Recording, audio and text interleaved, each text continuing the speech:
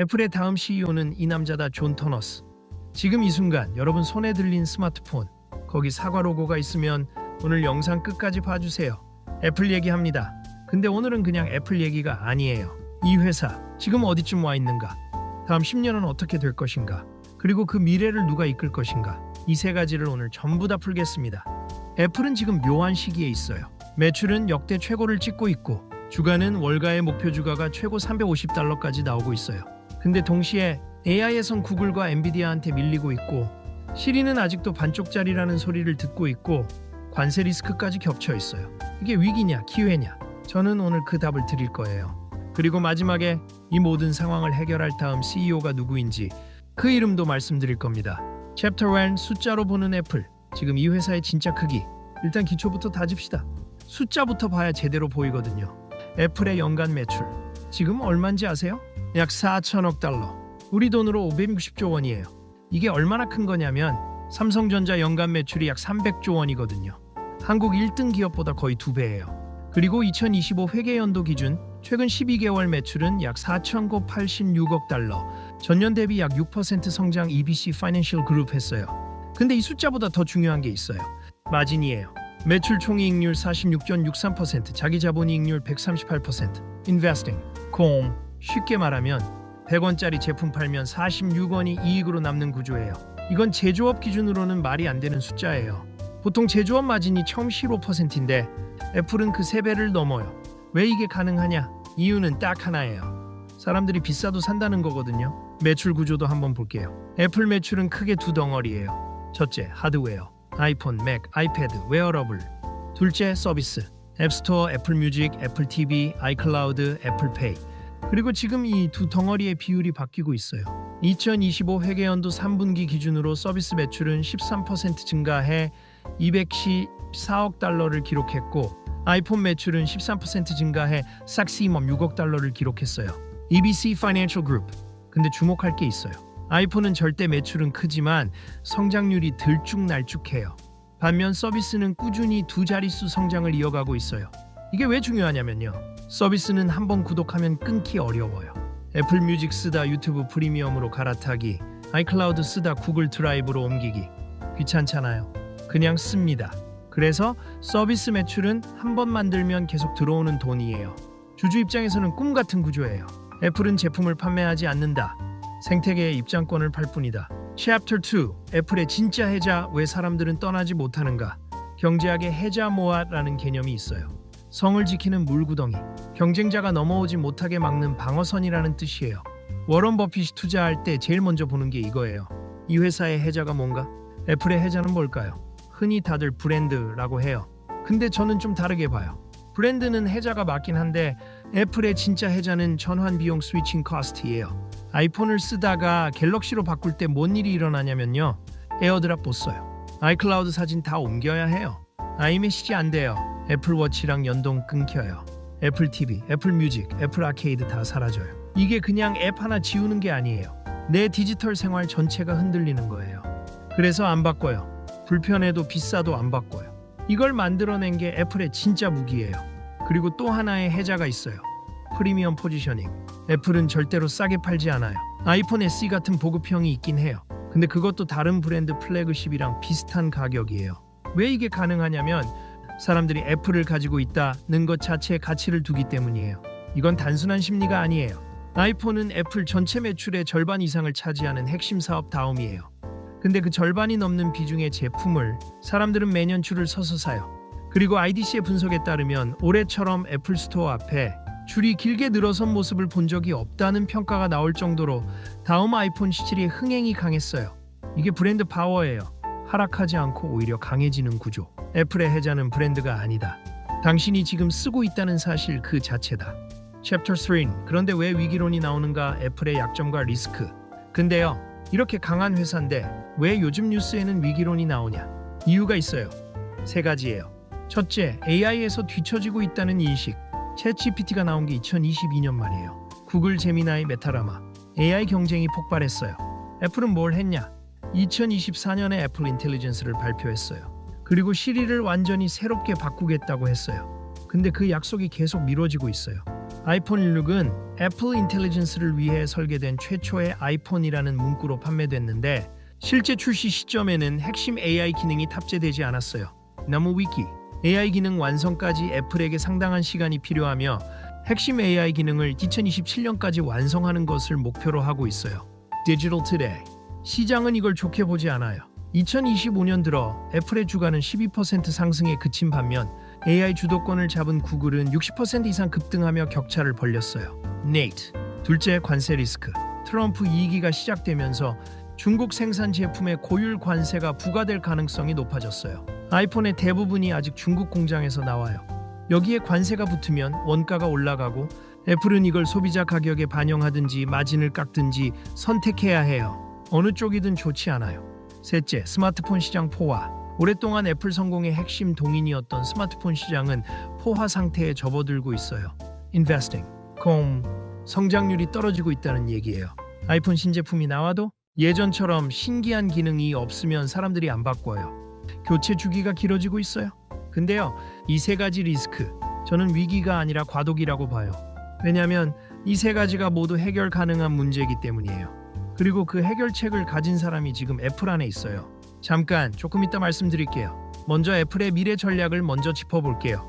챕터 4, 애플의 5년 전략, AI, 하드웨어, 그리고 새로운 카테고리. 애플이 앞으로 5년 동안 어디에 베팅을 하고 있는지 3개의 키워드로 정리해드릴게요. 키워드 1. 온디바이스 AI. 애플이 AI 경쟁에서 뒤처진다고들 하는데 저는 이 말에 반은 동의하고 반은 동의 안 해요. 맞아요. 챗GPT처럼 화려하게 대화하는 AI는 늦어요. 근데 애플이 가는 방향은 달라요. 데이터를 클라우드에 올리지 않고 폰 안에서 AI가 돌아가는 구조. 이게 온디바이스 AI예요. 왜 이게 중요하냐면 개인정보 보호 때문이에요. 챗GPT나 제미나이는 내 메시지, 내 사진, 내 일정을 서버에 올려서 분석해요. 애플은 그걸 내 기기 안에서만 처리하겠다는 거예요. 그리고 이걸 가능하게 하려면 칩이 엄청나게 강력해야 해요. WWDC25에서 애플은 파운데이션 모델 프레임워크를 발표하며 개발자들도 온디바이스 모델을 직접 개발한 앱에 활용할 수 있게 됐어요. 나무 위키.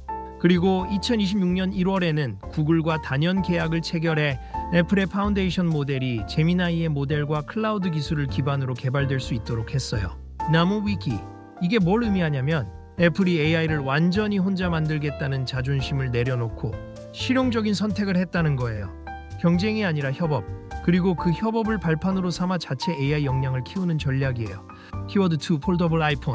월가 애널리스트들은 2026 회계연도에도 미국 통신사 간 경쟁, 심화와 폼팩터 변화가 아이폰 수요를 견인할 것이며 특히 폴더블 아이폰 18의 출시가 성장 모멘텀을 강화할 것으로 기대한다고 밝혔어요. Gnews.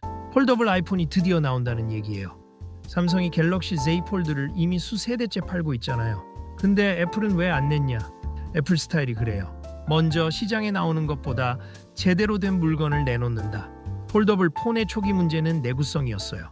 힌지가 고장나고 화면이 접히는 부분이 갈라지고 애플은 이 문제를 완전히 해결한 다음에 내놓으려고 기다린 거예요.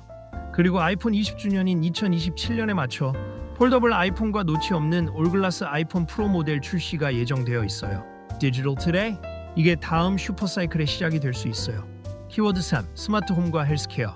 이건 아직 잘 알려지지 않은 영역이에요. 2026년 초 출시 예정인 애플 스마트 홈 허브는 애플 인텔리전스를 기반으로 차세대 시리를 통해 스마트 홈 생태계의 컨트롤 타워 역할을 수행할 것으로 예상돼요. 디지털 포커스. 그리고 헬스케어. 코드 분석에 따르면 헬스로 추정되는 구독형 서비스 구조가 포착됐으며 AI 헬스 어시스턴트가 사용자 기기, 내 건강 지표를 분석해 맞춤형 건강 조언을 제공하는 형태가 검토되고 있어요. Daily, 아이폰이 진짜 의사 역할을 하는 시대가 오는 거예요. 이 두 가지가 제대로 완성되면 애플은 스마트폰 회사가 아니라 생활 플랫폼 회사가 돼요.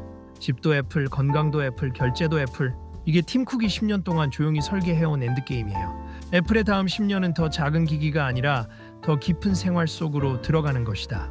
챕터 5. 애플의 주가 지금 사야 하는가 기다려야 하는가. 여기서 잠깐 투자 얘기 잠깐 할게요. 근데 저는 투자 전문가가 아니니까 사세요 파세요가 아니라 이렇게 봐볼 수 있다는 관점으로 드릴게요. 2026년 4월 20일 기준 애플 주가는 약 $216 수준이에요. 52주 최저 193달러에서 최고 288달러 사이를 오갔고 12개월 목표주가 평균은 약 297달러예요. 목표주가 최고치는 350달러까지 나와 있어요. Investing.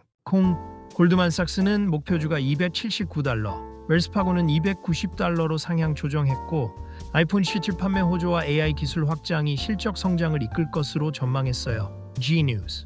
월가 애널리스트들은 대체로 낙관적이에요. 근데 리스크도 있어요.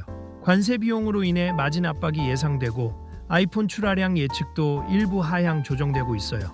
Investing. 정리하면 이렇게 볼 수 있어요. 단기적으로는 관세 이슈와 AI 지연이 주계에 부담이 될 수 있어요. 장기적으로는 서비스 성장과 폴더블 아이폰, 헬스케어 진출이 새로운 성장 동력이 될 수 있어요. 어떤 타임라인으로 볼 것이냐, 이게 투자 판단의 핵심이에요. 그리고 여기서 한 가지만 더, 애플은 2026년 2분기에 1.369%의 매출 성장을 예상하며 총 마진율은 48.49%로 전망했어요. 영업 현금 흐름도 539억 달러로 사상 최대를 기록했어요. Investing. 현금이 엄청나게 많다는 뜻이에요. 이 현금이 뭘로 쓰이냐? 자사주 매입이에요. 주식을 사서 소각하면 주당 가치가 올라가요. 주주한테 주는 보이지 않는 선물이에요. 애플은 이걸 매년 엄청난 규모로 해왔어요. 그래서 주가가 단기적으로 흔들려도 장기적으로 올라가는 구조가 만들어지는 거예요. 애플에 투자하는 건 제품이 아니라 시스템에 투자하는 것이다. 챕터 6, 이제 핵심으로 팀 쿡 이후 애플의 다음 얼굴. 자, 여기서부터가 오늘 영상의 진짜 핵심이에요. 기업 분석 다 했고 전망도 다 봤고 이제 질문은 하나로 좁혀져요.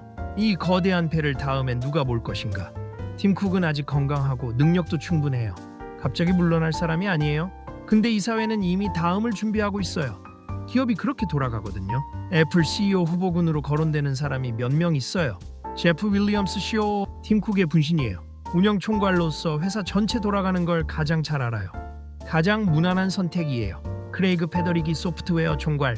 WWDC에 나와서 유머도 던지고 대중한테 가장 많이 알려진 임원이에요.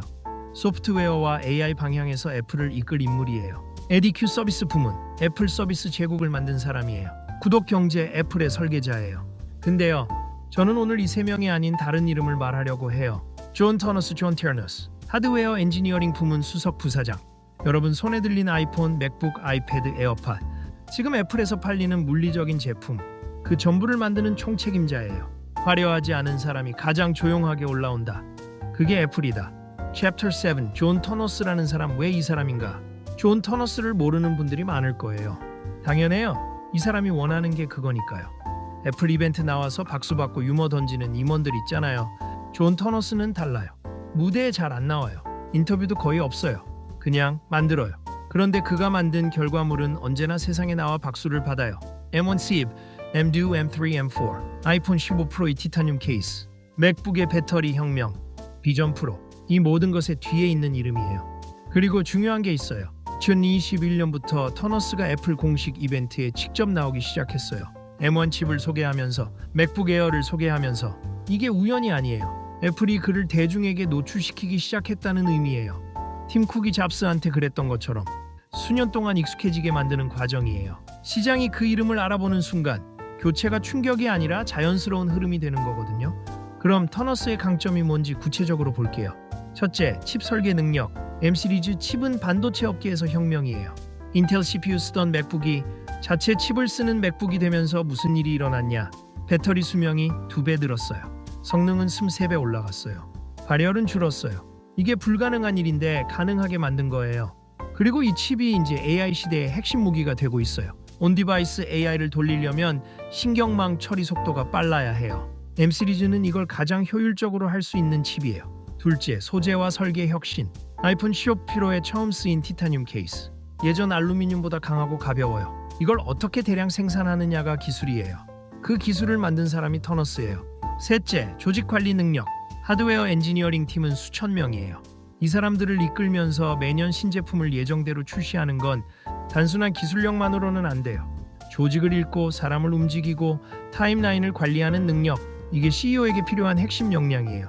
터너스는 이걸 이미 수년째 증명하고 있어요. 보이는 혁신은 잡스의 것이었다. 안 보이는 혁신은 터너스의 것이다. 챕터 1, 테오너스 체제의 애플 3가지 달라지는 것. 자, 만약 존 터너스가 다음 애플 CEO가 된다면 애플은 어떻게 달라질까요? 세 가지로 정리해봤어요. 첫 번째, 하드웨어가 다시 왕이 된다. 팀 쿡 시대 애플의 전략은 서비스로 무게중심을 옮기는 거였어요. 이건 맞는 전략이에요. 서비스가 안정적인 수익 기반이 되니까. 근데 터너스가 오면 다시 제품으로 무게중심이 이동할 가능성이 높아요. 하드웨어가 생태계의 문이라는 철학을 가진 사람이니까 아이폰이 더 강해져야 서비스도 팔려요. 맥이 더 좋아야 개발자도 애플 생태계에 남아요. 폴더블 아이폰, 애플 글래스, 비전 프로 2세대, 이 모든 게 터너스 손에서 만들어질 거예요. 두 번째, 온디바이스 AI가 애플의 핵심 서사가 된다. 지금 AI 전쟁에서 애플이 밀리는 것처럼 보이는 이유가 뭐냐면 챗GPT나 제미나이처럼 화려하게 보이는 결과물이 없어서예요. 근데 터너스가 가는 방향은 달라요. 눈에 보이는 AI가 아니라 내 폰 안에서 조용히 나를 도와주는 AI. 개인정보가 밖으로 나가지 않고 내 기기 안에서 나를 이해하는 AI. 이게 완성되면 우리 폰은 AI 써도 정보 안 새요. 이 한마디가 무기가 돼요. 개인정보에 민감한 시대에 이건 삼성이나 구글이 따라가기 어려운 포지셔닝이에요. 세 번째, 비전 프로의 재탄생. 비전 프로 다들 아시잖아요. 출시할 때 엄청난 기대를 받았다가 지금은 살짝 조용해진 제품이에요. 보도에 따르면 애플은 비전 프로 판매 부진으로 고급형 스마트 글래스 개발로 초점을 이동하고 있어요. EBC Financial Group. 근데 이게 포기가 아니에요. 전략 수정이에요. 가격을 낮추고 무게를 줄이고 킬러 앱을 만들고 이 세 가지가 해결되는 시점에 비전 프로는 완전히 다른 제품이 돼요. 그리고 그 제품을 만들 수 있는 사람이 터너스예요. 하드웨어 경량화와 소재 혁신이 그의 전문 분야니까 2027년 애플 창립 50주년 즈음에 진짜 쓸 수 있는 비전 프로가 나온다면 그게 다음 스마트폰 혁명이 될 수도 있어요. 터너스가 CEO가 되는 날 애플은 다시 제품 회사로 돌아간다. 챕터 9, 결론. 애플이 우리에게 가르쳐주는 것. 오늘 긴 얘기를 했는데 저는 사실 한 가지를 말하고 싶었어요. 애플이라는 회사가 위대한 이유는 좋은 제품 때문이 아니에요. 시스템 때문이에요. 대부분의 회사는 사람에 의존해요. 리더가 바뀌면 회사가 흔들려요. 저 사람이 없으면 이 회사 어떡하지? 이런 불안감이 있어요. 근데 애플은 달라요. 잡스가 없어도 팀 쿡이 나왔고 팀 쿡이 없어도 다음 사람이 나올 거예요. 왜냐하면 애플은 사람을 채용하는 회사가 아니라 사람을 만들어내는 시스템을 운영하는 회사이기 때문이에요. 내부에서만 CEO를 키워요. 스타가 아니라 구조를 심어요. 단절 없는 연속성을 만들어요. 그리고 그 결과 CEO가 바뀌어도 애플은 흔들리지 않아요. 오히려 더 강해져요. 이게 우리한테 주는 교훈이 있어요. 나 혼자 잘해야 빛나는 조직이 아니라 내가 없어도 빛나는 조직을 만드는 것. 나 혼자 있어야 굴러가는 시스템이 아니라 내가 없어도 굴러가는 시스템을 설계하는 것. 그게 진짜 리더십이에요. 존 터너스라는 사람은 바로 그 시스템의 산물이에요. 조용하고 화려하지 않고 그래도 매년 세상에 나와 박수를 받는 제품을 만드는 사람. 어쩌면 그 태도, 우리가 각자의 자리에서 가져야 할 태도 아닐까요?